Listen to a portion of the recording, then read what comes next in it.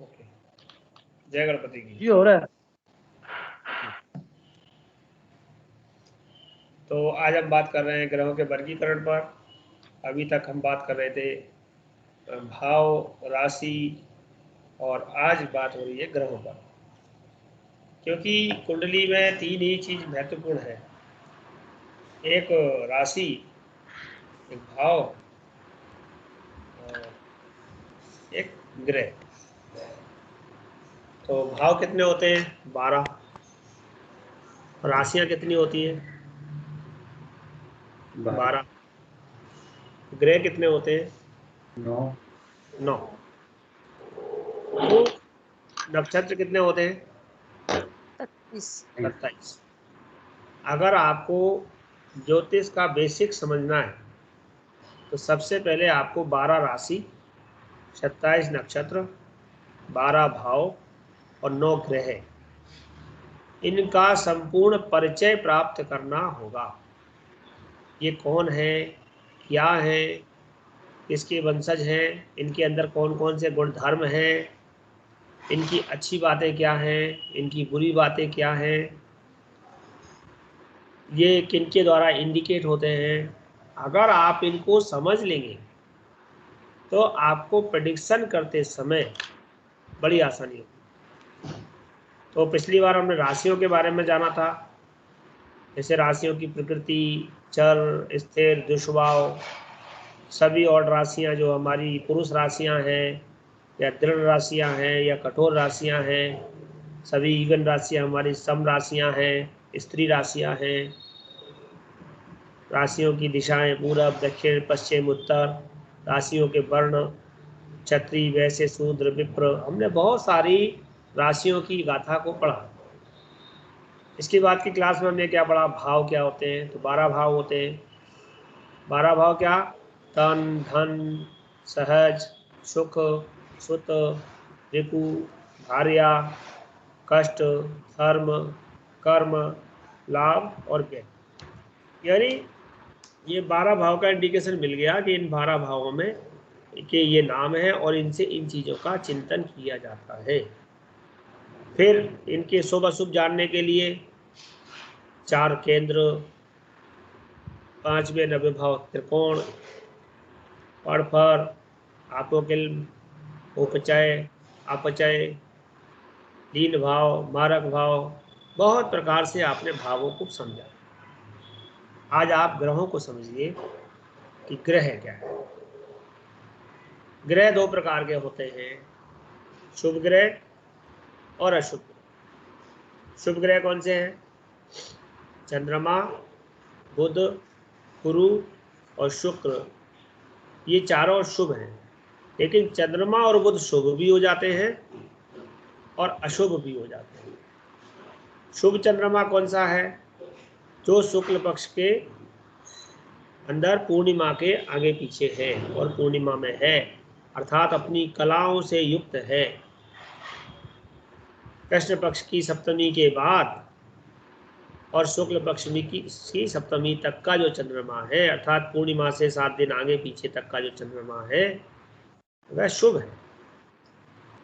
और अमावस के आगे पीछे 7-7 दिन है, वह उसके पास चूंकि कला कम है, प्रकाश कम है, इसलिए वह शुभ नहीं है। क्षीण चंद्रमा। तो चंद्रमा जब क्षीण है, अमावस के नजदीक है, तो वो अशुभ की श्रेणी में आएगा।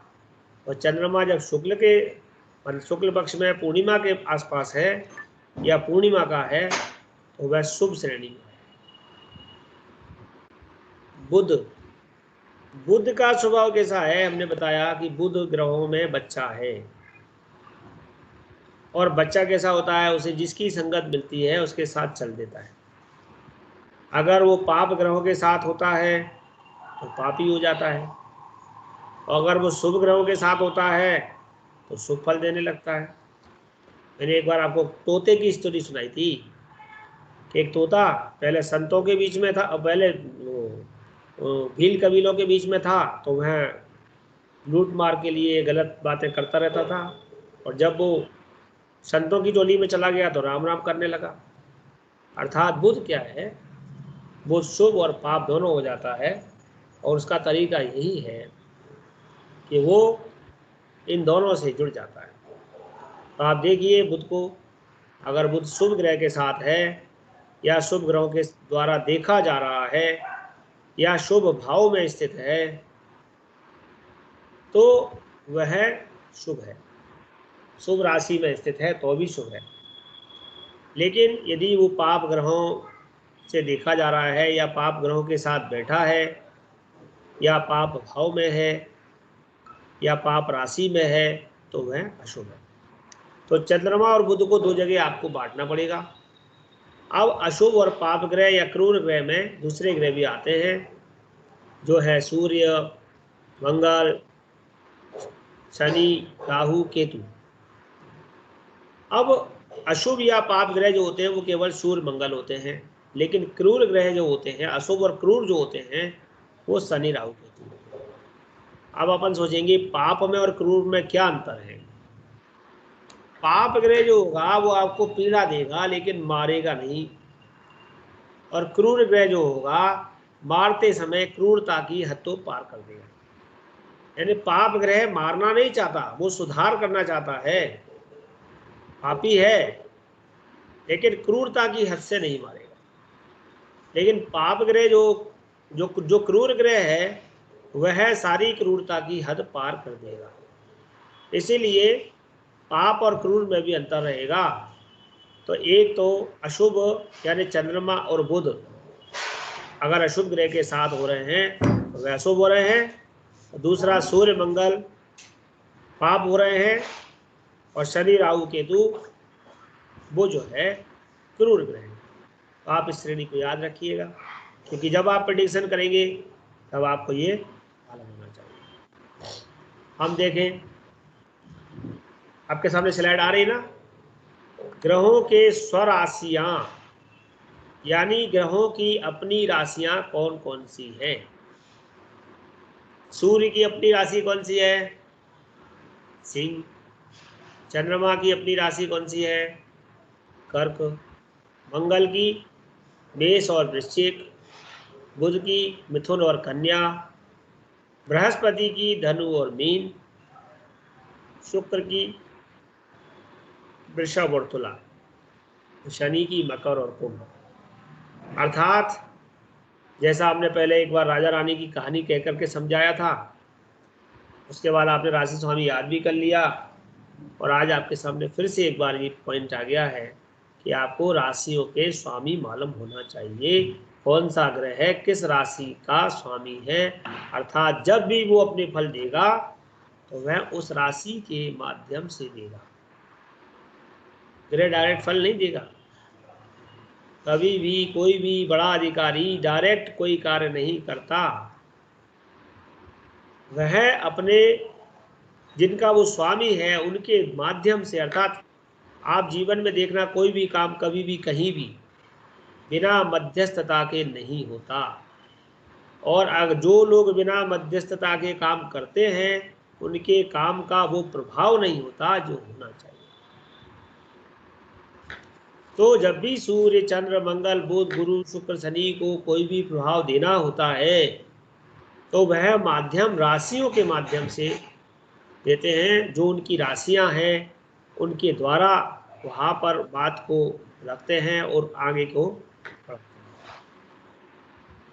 और कोई व्यक्ति दूसरा भी आपसे काम कराना होता है, यानी कोई दूसरा ग्रह भी इनसे मिलना चाहता है, बात करना चाहता है, तो इनकी राशियों के माध्यम से ही वहाँ पर वो भी पहुँचता है।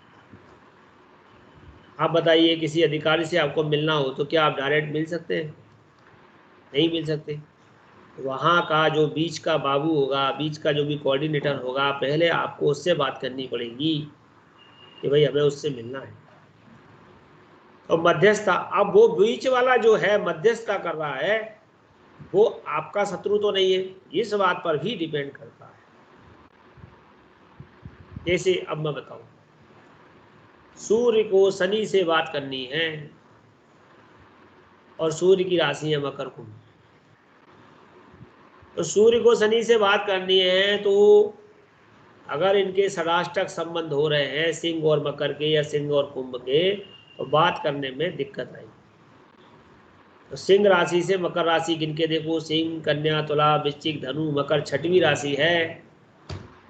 तो मकर के माध्यम से यदि शनि से बात करोगे तो बात में नेगेटिवनेस जाएगी, क्योंकि वहाँ शनि और सूर्य की राशियों का षडाष्टक है। षडाष्टक मतलब 6ठा भाव रोग, 8वां भाव कष्ट।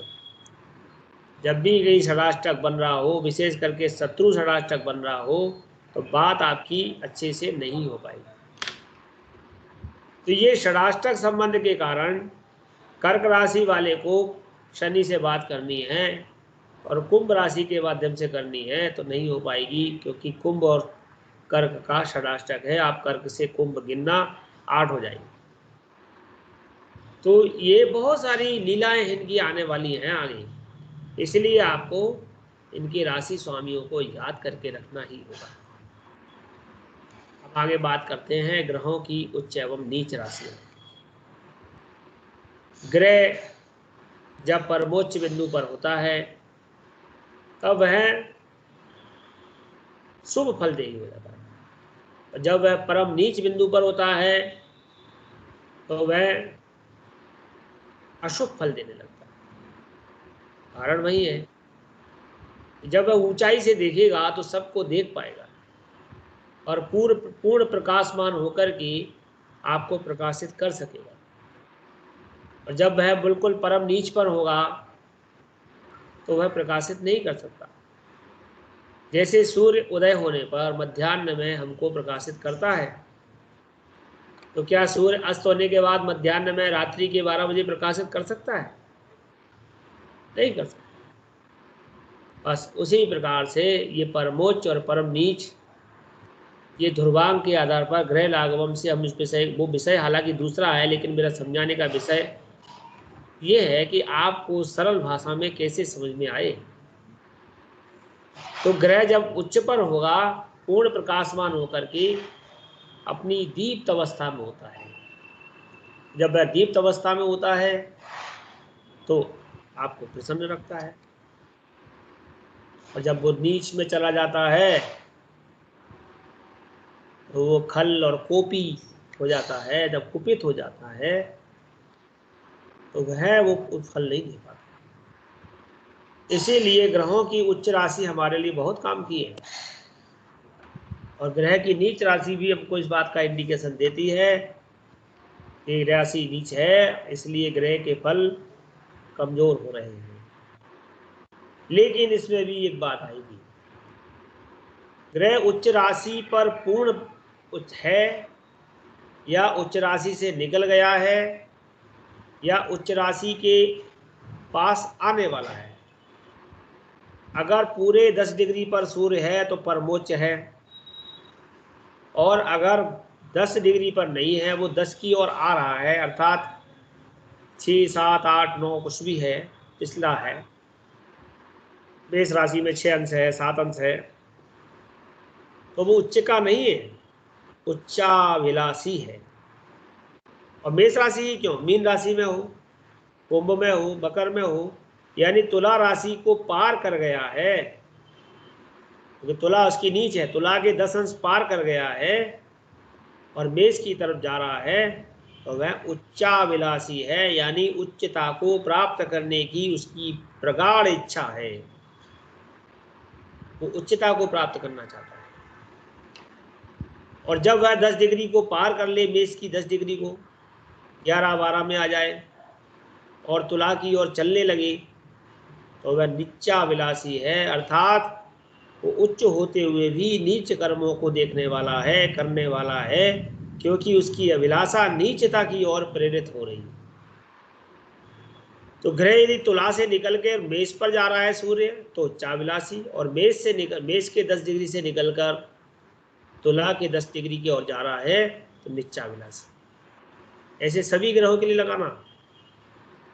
और जब वो एक्चुअल डिग्री जो कही गई है, वृषभ की 3 डिग्री पर चंद्रमा परमोच्च होगा, देखिए 2 डिग्री परमोच्च की ओर अग्रसर है, परमोच्च नहीं है, उच्चाभिलाषी है, उच्च का है। ग्रह उच्च का होना और परमोच्च होना में यही अंतर है।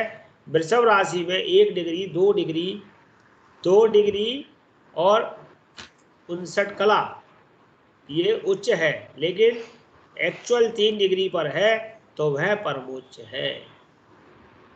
परमोच्च पर ग्रह मिलेगा ये बड़ा मुश्किल होगा, और वो मिलता है तो बहुत ज्यादा अच्छी बात है। तो ग्रह परमोच्च पर है या उच्च पर है या उच्चाभिलाषी है या निच्चाभिलाषी है, उसके लिए आपके सामने डिग्री दी गई है। आप डिग्रियों पर आपको गौर करना पड़ेगा, और आपको याद भी करना पड़ेगा कि चंद्रमा वृषभ राशि के 3 अंश पर परमोच्च होता है और वृश्चिक राशि के 3 अंश पर परम नीच होता है। मकर के 28 अंश पर मंगल परमोच्च होगा और कर्क के 28 अंश पर मंगल परम नीच होगा। बुध जो है कन्या राशि के 15 अंश पर परमोच्च होगा और मीन राशि के 15 अंश पर परम नीच होगा। बृहस्पति कर्क राशि के 15 अंश पर परमोच्च होगा, 5 अंश पर, कर्क राशि के 5 अंश पर परमोच्च होगा और मकर राशि के 5 अंश पर बृहस्पति परम नीच होगा। शुक्र मीन राशि के 27 अंश पर परमोच्च होगा, तो कन्या राशि के 27 अंश पर वह परम नीच होगा। शनि तुला राशि के 20 अंश पर परमोच्च होते हैं और मेष राशि के 20 अंश पर परम नीच होते हैं। और सरल भाषा में सीखो, अगर आपने उच्च याद कर लिया तो नीच आपको याद हो जाएगा, या नीच याद कर लिया तो उच्च याद हो जाएगा। कोई भी ग्रह जिस राशि में जितने अंश पर उच्च का होता है उससे 180 अंश दूरी पर वह परम नीच होगा। यानी कि आप उसमें 180 प्लस माइनस करेंगे तो आपको उसका परम नीच या परम उच्च बिंदु प्राप्त हो जाएगा। नंबर 1। नंबर 2, सूर्य का जो उच्च है वो शनि का नीच है, और जो शनि का उच्च है वो सूर्य का नीच है। यानी आपने सूर्य याद कर लिया तो शनि उसका अपोजिट रख लीजिए। मंगल का जो उच्च है वो गुरु का परम नीच है, और जो गुरु का उच्च है वो मंगल का नीच है। यानी मंगल गुरु में आप परिवर्तन कर लीजिए। जो बुध का परम उच्च है वो मीन का नीच है, जो मीन का परम उच्च है वो बुध का नीच है। यानी बुध और शुक्र, जो बुध का उच्च है वो शुक्र का नीच है, जो शुक्र का उच्च है वो बुध का नीच है। तो आप बुध और शुक्र में परिवर्तन कर लीजिए, चंद्रमा को छोड़कर बाकी सब में परिवर्तन कर सकते हैं। और चंद्रमा के लिए यदि आपको परिवर्तन करना है तो राहु केतु से कर लीजिए। तो आपको सूर्य शनि एक का याद कर लोगे दूसरे का हो जाएगा, मंगल गुरु इनमें से दोनों में हो जाएगा, बुध शुक्र में हो जाएगा, चंद्र राहु का हो जाएगा।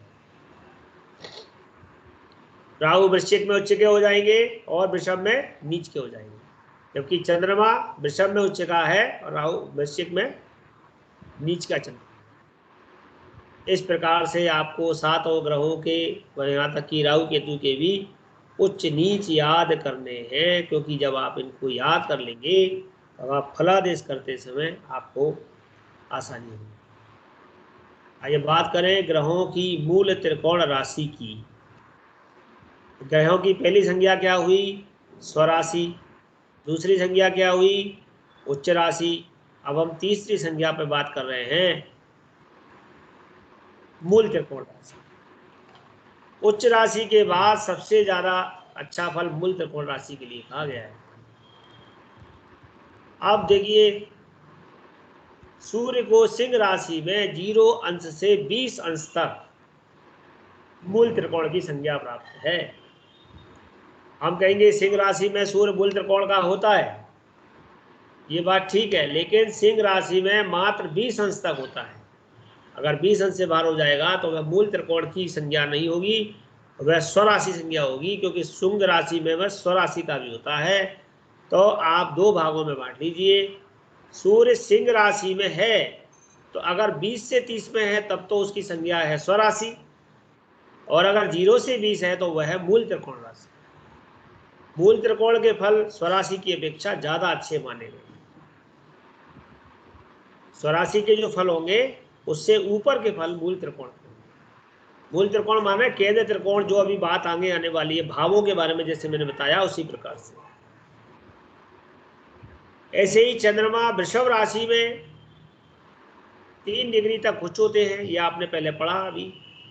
लेकिन 3 अंश के बाद 30 अंश तक वह मूल त्रिकोण को, यानी जिस राशि में वो उच्च के होते हैं उसी की बाकी 27 अंश डिग्रियां जो रह जाती हैं वो उनको मूल त्रिकोण की संज्ञा देती है, अर्थात वो भी शुभ फल देती है। ऐसे ही जब हम मंगल को देखेंगे तो मंगल आपने पढ़ा मेष राशि में स्वराशि का है? लेकिन मेष राशि में स्वराशि होने के बाद भी 0 अंश से 12 अंश के अंदर है तो वह मूल त्रिकोण में है, यानी स्वराशि से भी ऊपर की श्रेणी में है। बुध कन्या राशि में 15 अंश से 25 अंश तक मूल त्रिकोण में।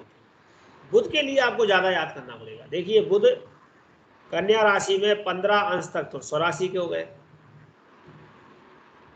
सॉरी 15 अंश तक तो उच्च के हो गए, और 15 से 25 मूल त्रिकोण हो गए, और 25 से 30 स्वराशि हो गए। यानी कि बुध 3 डिवीजन बटी हुई है बुध की कन्या राशि में ही। अगर कन्या राशि में बुध बैठा है तो आप ये भी कह सकते हैं मूल त्रिकोण का है, आप ये भी कह सकते हैं उच्च का है, और आप ये भी कह सकते हैं स्वराशि का है। लेकिन विभाग कैसे करेंगे? विभाग करने के लिए आपको देखना है कि 0 से 15 है तो आप उसको उच्च बोल सकते हैं, अगर 15 से 25 के बीच में है तो आप उसे मूल त्रिकोण में बोल सकते हैं, और 25 से ऊपर है तो आप उसे स्वराशि में ही बोलेंगे। उसके पास ना तो मूल त्रिकोण का बल है ना उच्च राशि का बल है। बृहस्पति धनु राशि में, धनु राशि बृहस्पति की स्वराशि है लेकिन मूल त्रिकोण भी है। मूल त्रिकोण कहां से कहां तक है? 0 अंश से 20 अंश तक बृहस्पति धनु राशि में मूल त्रिकोण कहलाते हैं। तो 20 से 30 जो शेष रह गया वो स्वराशि है। तो अगर आप किसी कुंडली में धनु राशि का बृहस्पति देख रहे हैं तो आप देखिए बृहस्पति 20 डिग्री के अंदर है तो वो स्वराशि से ऊपर के फल दे रहा है, यानी मूल त्रिकोण का है। लेकिन अगर वो 20 अंश पार कर चुका है तो केवल स्वराशि के फल दे रहा है। ऐसे ही शुक्र को भी तुला राशि में स्वराशि का फल प्राप्त है, लेकिन तुला राशि में 0 से 20 तक बृहस्पति की तरह मूल त्रिकोण का फल। आप देखिए शनि को, शनि भी कुंभ राशि में 0 से 20 अंश तक मूल त्रिकोण की संज्ञा प्राप्त करते हैं, और 20 से 30 तक वह स्वराशि की संज्ञा प्राप्त करते हैं। तो आपको ध्यान रखना होगा ग्रह उच्च में है, स्वराशि में है, मूल त्रिकोण में है, ये तीनों डिवीजन अलग अलग है। उच्च राशि का बल सबसे ज्यादा है, मूल त्रिकोण का उससे थोड़ा सा कम है, और स्वराशि का उससे थोड़ा कम है। हालांकि तीनों ही कैटेगरी सबसे अच्छी है।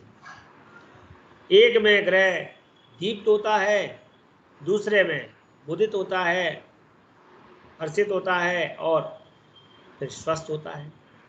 तो ग्रह तीनों अवस्थाओं में जब प्रसन्न हो रहा हो उसकी प्रसन्नता की श्रेणी बढ़ जाएगी। एक प्रसन्नता है कि आदमी ठाके मार मार के हंस रहा है, एक प्रसन्नता है कि व्यक्ति थोड़ा सा हंस रहा है, और एक प्रसन्नता यह है कि वो केवल मुस्कुरा रहा है। प्रसन्न अवस्थाएं तीनों ही हैं, लेकिन तीनों अवस्थाओं की प्रसन्नता में अलग अलग अंतर दिख जाएगा कि हंस तो रहा है लेकिन कहीं अंदर से कुछ गड़बड़ है, इसलिए पूरी तरह से नहीं हंस रहा।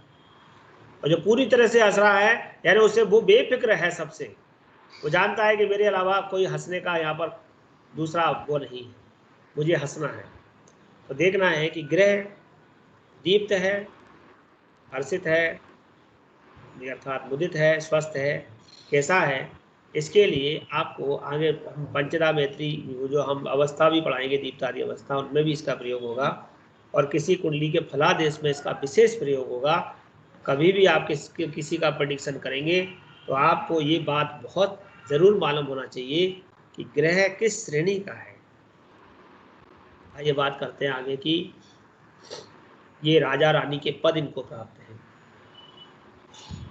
सूर्य राजा है, चंद्रमा रानी है, मंगल सेनापति है तो बुध राजकुमार है, बृहस्पति और शुक्र मंत्री हैं, और शनि सेवक है और राहु केतु सेना है। अब आज के समय में तो हमारा प्रजातंत्र है नहीं, तो हम कैसे इनको उसमें बांटें? तब हमें देखना पड़ेगा कि देश काल पात्र के अनुसार आज हम इसका प्रयोग कैसे करें। तो राजा से तात्पर्य है कि राजा जो होता है वो भोगी नहीं होता। अगर राजा भोगी हो जाएगा तो फिर वो राज नहीं कर सकता। तो राजा को क्या होता है, मुखिया मुखसो चाहिए खान पान को एक, वो मुखिया है, उसे सबके बारे में सोचना है और आगे बढ़ना है और एडमिनिस्ट्रेटिव होना है और अनुशासित होना है, क्योंकि जब वो अनुशासित रहेगा तभी दूसरों से भी अनुशासित रहने की बात कर सकता है। तो सूर्य हमारा एडमिनिस्ट्रेटिव है, अनुशासित है, राजा है, सबको प्रकाशमान करता है, सबको जीवन देता है। अगर इस पृथ्वी पर सूर्य नहीं होगा तो हमारा जीवन नहीं होगा। सूर्य का एडमिनिस्ट्रेशन ऐसा है कि टाइम का पालन पाबंद है। अगर उसने लिख दिया कि आज सुबह 6:38 पर सूर्योदय होगा तो 6:38 पर दुनिया इधर से उधर हो, सूर्य अपनी जगह आ जाएगा, और इतने मिनट पर अस्त होंगे तो उतने बजे अस्त हो जाएंगे। और पूरी प्रकृति को वो ऊर्जा देते हैं, क्योंकि हमारे जितने अन्य ग्रह हैं सूर्य के अलावा उनके सबके पास प्रकाश नहीं है, तो सबको प्रकाश कौन दे रहा है? सूर्य दे रहा है। तो राजा ही तो प्रकाश देगा, यानी सबको जीवन, सब प्रकार का जीवन। पेड़ पौधे उग रहे हैं तो सूर्य की वजह से, हमारा जीवन चल रहा है तो सूर्य की वजह से, हमारा खान पान पचन पाचन जो भी कुछ हो रहा है वो सूर्य की वजह से। तो सूर्य हमारा राजा है। अर्थात जिस जातक के ऊपर इसे लगाएंगे कि यहाँ इसके ऊपर सूर्य का प्रभाव ज्यादा है, वो ये उसमें इस प्रकार के गुण धर्म होंगे कि वह राजा की तरह होगा। राजा दो तरह के होते हैं, एक राजा अनुशासित राजा होते हैं और एक भोगी राजा होते हैं। भोगी राजा की बाद में बात करूंगा, लेकिन ये जो सूर्य है इसको भोग पसंद नहीं। सूर्य वह राजा है यद्यद्याचरन्ति श्रेष्ठाः तत्तत् अनुवर्तन्ति जनाः। जैसा जैसा श्रेष्ठ लोग आचरण करते हैं वैसा वैसा उनके अनुज अनुयायी उनका पालन करते हैं।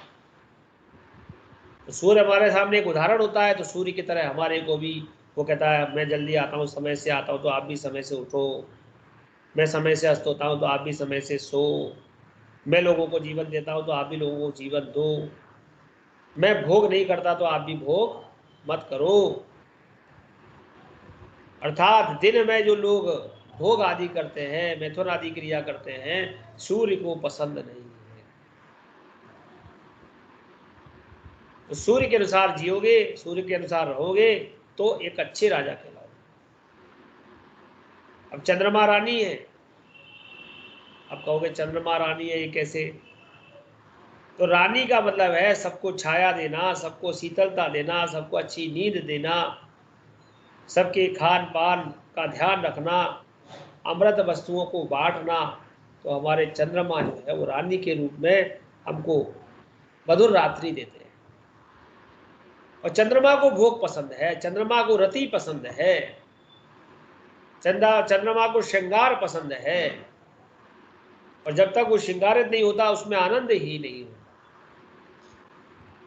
तो ये सब चीज रात्रि में होती है।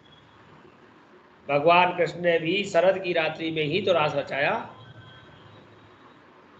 हम देखते हैं शादी विवाह होते हैं तो वो रात्रि काल में ही, सायं काल के बाद, सूर्यास्त के बाद ही तो लोग सज धज के जाते हैं। श्रृंगार का जो प्रयोग होता है वो रात्रि में ही होता है, और जो भोग आदि होता है वो भी सब रात्रि में। तो चंद्रमा रानी है, अर्थात वह सब प्रकार के भोग वाले सुख देता है। भोग है वो चंद्रमा, इसलिए वो रानी है। आप किसी के घर जाएंगे, वहां पुरुष मिलेगा, हो सकता है कि आपको भोजन न मिले, लेकिन उस परिवार में यदि महिला भी मिल जाएगी तो आपको भोजन भी मिल जाएगा। अर्थात वो आपके लिए आई बैठी बैठी भोजन बनाते हैं। स्त्री होने का मतलब है परिवार में, घर में गृहिणी होने का मतलब है आपको वहाँ संपूर्ण प्रकार के भोज्य आदि पदार्थों का, अमृत वस्तुओं का सेवन करने को मिलेगा, और ये सब रानी के द्वारा ही संभव।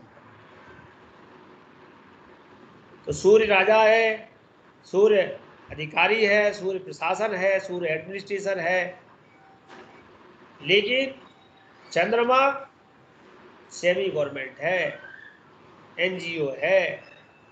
सूर्य से मिलने वाले सारे लाभों को चंद्रमा ही दिलवा सकता है। जितने भी क्षेत्र सूर्य के हैं, लेकिन वो सूर्य कोऑर्डिनेट करके देता है, तो वो सब चंद्रमा के माध्यम से। जो लोग राजा से धन, मतलब सरकार से धन तो प्राप्त करते हैं, लेकिन पूर्ण रूप से शासकीय नहीं है, अर्थात उनके ऊपर कहीं ना कहीं चंद्रमा के बल का प्रकाश है। मंगल सेनापति है, सेनापति का काम क्या है? रक्षा करना। तो रक्षा करेंगे, अर्थात जितने भी रक्षा विभाग है, सेना है, नेवी है, आर्मी है, पुलिस है, सुरक्षा बल है, गार्ड है, इन सब में मंगल का रोल होगा।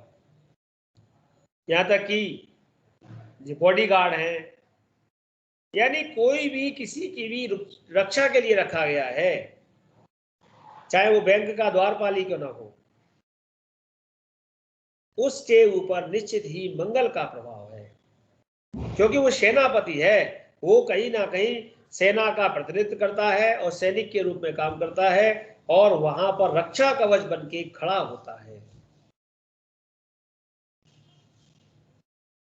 और बुध राजकुमार है। बुध राजकुमार कैसे हैं? बुध मनमौजी है, क्योंकि सूर्य राजा है, चंद्रमा रानी है, और बुध राजकुमार है। तो राजकुमार के बारे में आपने क्या समझा? अरे आपके घर में भी कोई बच्चा होता, अरे ये तो मेरा राजकुमार है। तो राजकुमार एक्चुअल में देखा जाए, अगर वो माता पिता की दृष्टि से थोड़ा सा भी बाहर हो जाए, तो वो एक बिगड़ैल बच्चा होता है, और अगर उनके साथ में हो जाए तो एक बहुत अच्छा बच्चा होता है। जैसे राजा ध्रुव थे, जो अपनी मां की उसमें थे, संगति में, चंद्रमा की संगति में थे, और उन्होंने ध्रुव पद प्राप्त किया, भगवान को प्राप्त किया। और जैसे दुर्योधन था, माता पिता के सामने होते हुए भी, माता पिता ने दोनों ने आंखों पे पट्टी बांध ली थी, तो वो बिगड़ैल राजकुमार हो गया। अर्थात कई बार ऐसा कहा जाएगा कि सूर्य बुध के साथ, तो सूर्य के साथ बुध अस्त हो गया। अरे सूर्य के साथ बुध अस्त नहीं हो गया, सूर्य के साथ बुध आने से बुध मस्त हो गया, क्योंकि सूर्य के साथ बुध रहेगा तो अनुशासित रहेगा, और अनुशासित रहेगा तो वह अपनी प्रज्ञा पर, विद्या पर, बुद्धि पर, बल पर, अच्छे कार्यों पर ध्यान दे पाएगा, क्योंकि उसे हमेशा भय रहेगा कि मेरे पिता मुझे देख रहे हैं, मेरा अधिकारी मुझे देख रहा है, मेरा राजा मुझे देख रहा है, मैं कुछ ऐसा काम ना कर दूं कि राजा मुझे दंडित कर दे। तो जब जब वो सूर्य चंद्रमा के उसमें रहेगा, प्रकाश में रहेगा, तो वह बुध अच्छे काम कर रहा होगा, वो राजकुमार अच्छी संगति वाला राजकुमार होगा। लेकिन जब जब सूर्य और चंद्रमा से भिन्न हो जाएगा, पृथक हो जाएगा, बाहर हो जाएगा, विशेष करके सूर्य से बाहर हो जाएगा, तो वह एक बिगड़ा हुआ राजकुमार हो जाएगा। सभी के घर में दो प्रकार के बच्चे होते हैं। बहुत सौभाग्यशाली होते हैं जो लोग, जिनके घर में सारे राजकुमार अच्छे होते हैं, अन्यथा कुछ अच्छे और कुछ खराब होते हैं। जो खराब है वो कई बार माता पिता को जेल तक पहुंचा देते हैं, और जो कवि अच्छे हैं वो अपने सम्मान के लिए माता पिता को भी मंच पर सम्मानित करवा देते हैं। तो बिगड़ा हुआ राजकुमार, कभी रेपिस्ट, कभी आतंकवादी, कभी चोर, कभी बुरे कर्म करने वाला हो सकता है, कलंकित करने वाला, और स्वयं को कलंकित नहीं, पूरे परिवार कुटुंब को कलंकित करने वाला भी हो सकता है। इसलिए बुध एक कलंकित ग्रह भी है। क्योंकि चंद्रमा और बुध के कलंक की कहानी भी अलग है, इसलिए यहाँ पर कलंक उसको पहले से भी लगा हुआ है जन्म के कारण, लेकिन यहाँ कलंकित ग्रह होने का इसके साथ दोष है। तो अगर बुध, जैसा अभी शुरू में आपने शुभ ग्रह और अशुभ ग्रह के बारे में जाना, उससे यहाँ पर ये बात क्लियर होती है कि अगर बुध अशुभता को प्राप्त कर रहा है, निश्चित ही किन्हीं ना किन्हीं कारणों से स्वयं को या परिवार को या कुटुंब को कलंकित भी कर सकता है। अगर शुभ ग्रह के प्रकाश में आ गया तो कलंकित होने से बच भी सकता है, अर्थात भले ही वो ऐसे कार्य करता हो या करने की चेष्टा करता हो, लेकिन शुभ ग्रह के प्रकाश के कारण वह ऐसे कार्य नहीं कर पाएगा। और शुभ होगा तो शुभत्व बढ़ेगा, तो वह प्रकाशमान होकर के अच्छा कवि, अच्छा लेखक, अच्छा पत्रकार, क्योंकि बुध के पास वाणी है, अच्छा व्यास, अच्छा वक्ता, अच्छा प्रवक्ता, अच्छा वकील, न्यायाधीश, बैरिस्टर, बहुत सारी श्रेणियां उसके पास, क्योंकि बुध हमेशा वाणी की खाता है। बुध वाणी की खाता है। जब जब उसके साथ कोई ग्रह बुरा टकराता है तो वह स्वच्छंद होकर के गलत वाक्यों का प्रयोग करने लगता है। बुध हंसने हंसाने के लिए जाना जाता है, क्योंकि बुध का स्वभाव विनोदी है। डॉक्टर चैलेंज का कपिल शर्मा देखते हैं, निश्चित उसके ऊपर बुध का प्रभाव है। बुध अच्छा डांसर है, बुध अच्छा लेखक है, बुध अच्छा अभिनय करता है। अभिनय करने में बुध का जवाब नहीं है। अन्यथा आपके घर में जो बच्चा है, आप उसे देखिए, जब वह रोता है और उसके आंसू आते हैं, वो बनावटी आंसू देख करके आपका दिल पिघल जाएगा। और जैसे ही आप उसे टॉफी या कुछ पकड़ा देते हैं या जो उसने मांगा है, तो उसके आंसू हाल हंसी में बदल जाते हैं। आप देखते हैं कि 1 मिनट पहले ये बहुत जोर जोर से रो रहा था और इसके आंसू ऐसा लग रहा था बाल्टी भर जाएगी, और अब तो ये हंस रहा है। अर्थात अभिनय का जो कौशल बुध के पास है वो किसी के पास नहीं। तो एक अच्छा बुध अच्छा अभिनेता भी बना सकता है, और एक बुरा बुध अभिनय के का क्षेत्र में बुरी स्थिति को भी जाकर कर सकता है। अभिनय करने वाले भी 2 प्रकार के होते हैं, एक बुरे अभिनय करते हैं, एक अच्छे अभिनय करते हैं। एक नायक होते हैं, एक खलनायक होते हैं। इस सृष्टि में हर कार्य के लिए 2 लोग होते हैं, अच्छे और बुरे। अच्छे कवि भी होते हैं, बुरे कवि भी होते हैं, अच्छे लेखक होते हैं, बुरे लेखक भी होते हैं, अच्छे अभिनयकर्ता होते हैं, बुरे अभिनयकर्ता भी होते हैं। ऐसी फिल्में भी बनती हैं जिनको आप देख नहीं सकते, ऐसे अभिनय भी होते हैं जिनको आप देख नहीं सकते, और ऐसे सुंदर अभिनय भी होते हैं कि वो उनके अभिनय को आप पूजने लगते हैं। जैसे राम और सीता के अभिनय के लिए अरुण गोविल आदि को आप सभी लोग नीतीश कृष्ण को कृष्ण के लिए पूजने लगते हैं। वह अभिनय बुझवा रहा है, अर्थात वह बुध है जो आपको उस अभिनय की तरफ ले जा रहा है। बुध के बहुत बड़ा रोल रहेगा, क्योंकि वो राजकुमार है। राजकुमार अच्छा भी हो सकता है, बुरा भी हो सकता है। गुरु मंत्री है। अब गुरु भी मंत्री है, शुक्र भी मंत्री है, तो ये क्या है? 2 मंत्री। बिल्कुल, मंत्रियों के 2 विभाग हैं। एक वो मंत्री जो सात्विक बुद्धि देते हैं, हमेशा अच्छे कर्म करने को प्रेरित करते हैं, हमेशा धर्म कार्य के लिए प्रेरित करते हैं, और न्याय करते समय धर्म को मानने की सलाह देते हैं कि धर्म ये कहता है। वह ज्ञान के साथ, विज्ञान के साथ और सभी की रक्षा के बारे में सोचते हुए निर्णय लेने के लिए राजा को कहते हैं। और दूसरे वह बृहस्पति, वह मंत्री जो शुक्र है, जो तामसी मंत्री हैं, वो कहते हैं कि अपने काम के लिए साम दाम दंड भेद जो आवश्यक पड़े उसे अपनाओ, लेकिन राजन आगे बढ़ो। तो कभी कभी वह गलत सलाह भी दे देते हैं। तो देवताओं के मंत्री कौन है? देवताओं के गुरु कौन है? बृहस्पति। और दैत्यों के गुरु कौन है? शुक्र।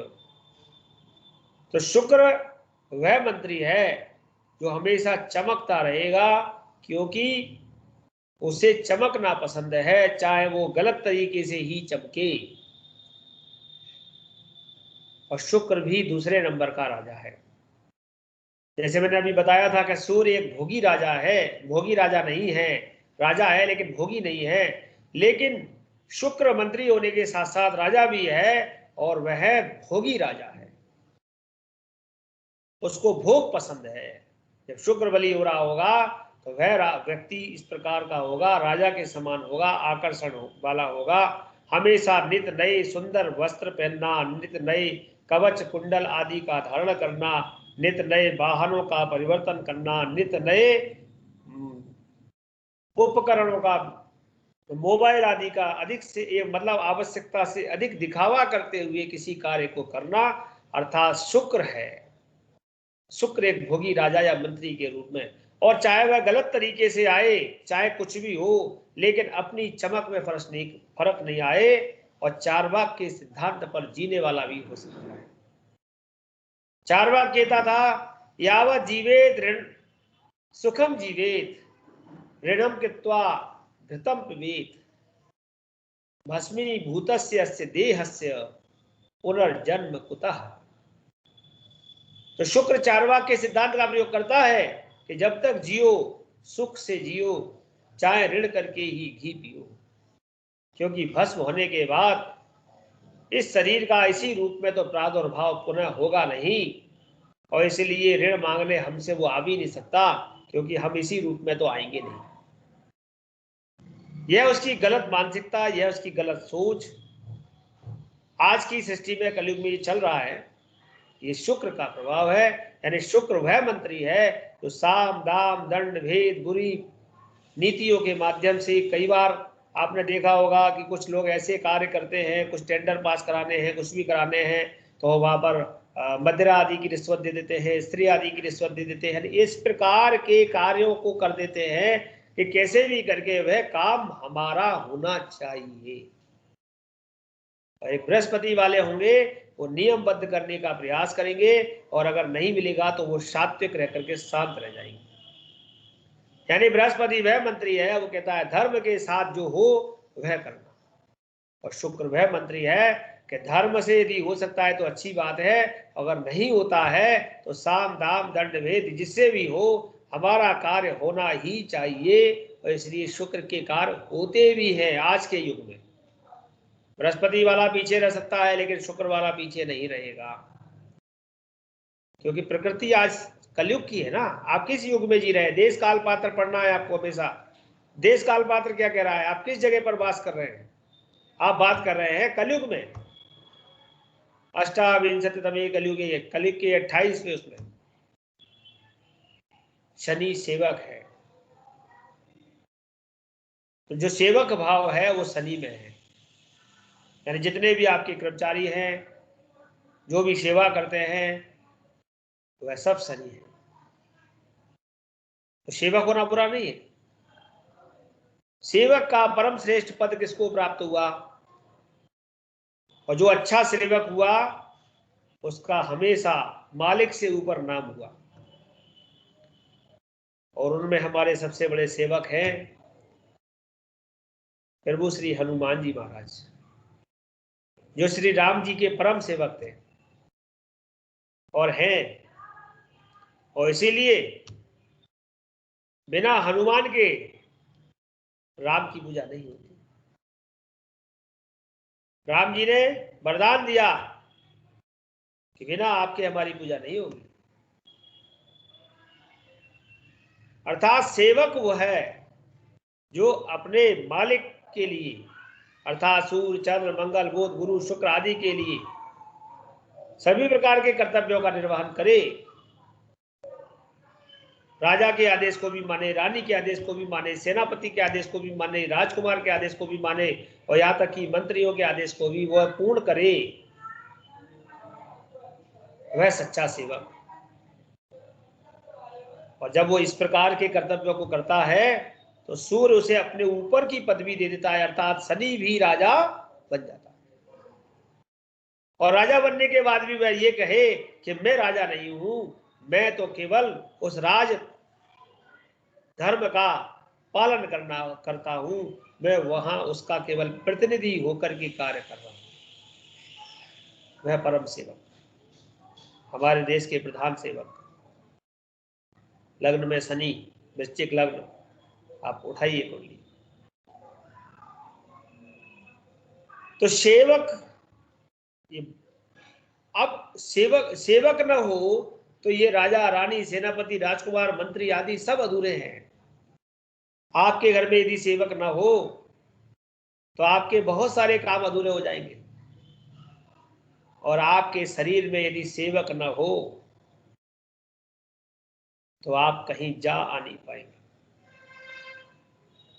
क्योंकि हमारे शरीर में जो दो हमारे चरण हैं, जो दो हमारे पैर हैं, उन पर शनि का प्रतिनिधित्व है। और जिनके पैर काम नहीं करते वो केवल गुरु शुक्र की तरह एक जगह बैठ करके मंत्रणा तो कर सकते हैं, चिंतन तो कर सकते हैं, लेकिन कहीं जाने आने के लिए परेशान हो जाते हैं। अर्थात सेवक का होना बहुत आवश्यक है। सेवक भी दो प्रकार के हो सकते हैं, सेवक अच्छे भी हो सकते हैं, सेवक खराब भी हो सकते हैं, ये हम आगे जानेंगे। राहु केतु वह सेना है जो आपके किसी भी कार्य को, जिस भी कार्य को करना है, आपने मंगल, बुध, गुरु, शुक्र, शनि, पंच तारा ग्रहों को जो भी कार्य सौंपा है, उनके कार्य में छायाभूत होकर के कार्य को करते हैं, क्योंकि ये छाया ग्रह हैं। इस प्रकार से ग्रहों के राजपद हमारे लिए बहुत महत्वपूर्ण है। तो हमें केवल यहाँ पर प्रजातंत्र नहीं चलाना है, हमें इस राजपद के माध्यम से उस जातक के ग्रह को पढ़ने का प्रयास करना है, और वह गुणधर्म जातक के अंदर ढूंढना है। क्या इस प्रकार के गुणधर्म इस जातक के अंदर देखने को मिलते हैं? ग्रहों के रंग,